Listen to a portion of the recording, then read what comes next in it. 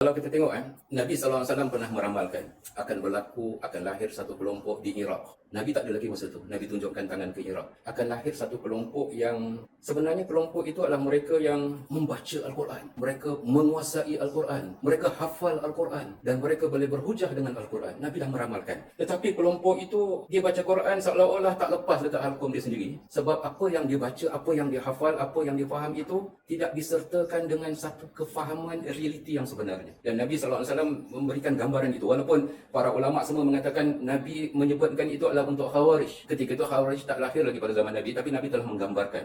Saya tidak mau menggunakan dalil ini terus untuk berhujah bahawa kelompok itu akan ada sepanjang zaman. Tetapi sepanjang isyarat yang diberi oleh Nabi itu, ialah kita akan berdepan dengan sekelompok orang yang dilihat agamawan. Malah hufaz, hafal Al-Quran. Tapi oleh kerana dalam Islam ini, kita menekankan konsep wahyu yang merupakan ilmu, Al-Quran, Al-Kitab. Tetapi waktu yang sama dia perlu digabungkan dengan Al-Hikmah, kebijaksanaan. Kalau seseorang itu menguasai ilmu dan dia tidak ada kebijaksanaan, ilmu itu boleh merosakkan. Ini cukup penting. Sebab itu disebutkan dalam Al-Quran, biasa digabungkan Al-Kitab wal-Hikmah. Al-Kitab wal-Hikmah. Al-Kitab wahyu, ilmu. Tetapi sekiranya ilmu itu tidak digunakan dengan betul, tidak menggunakan akal, kebijaksanaan untuk meletakkan pada realiti yang ada, orang itu akan rosak. Selain daripada kita tidak nafikan ilmu, kita tidak nafikan keikhlasan, kita tidak nafikan tentang kebijaksanaan. Jadi realiti yang berlaku pada hari ini, kita lihat ada kelompok yang ada ilmu dan dia rasa dia sahaja yang betul. Dan dia menolak orang lain. Sedangkan kita telah dididik dalam perbezaan-perbezaan sejak zaman Nabi sendiri pun. Para sahabat telah berbeza memahami wahyu yang diturunkan dan memahami hadis-hadis Nabi. Tapi Nabi dengan penuh kebijaksanaan menyusun mengatur kekal dengan kebebasan tetapi berdasarkan kepada beberapa prinsip-prinsip asas. Pada hari ini keterbukaan seperti itu telah dibunuh oleh golongan agamawan sendiri yang meletakkan bahawa dia sahaja yang betul,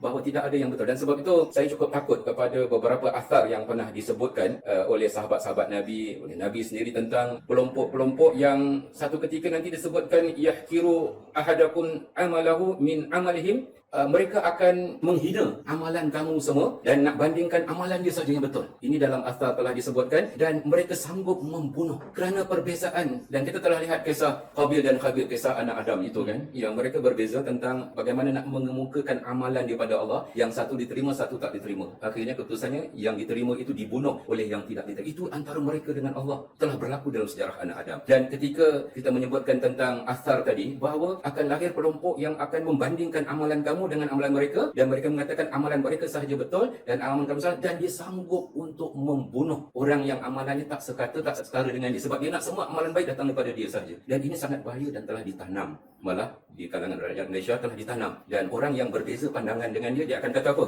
Inilah musuh Allah.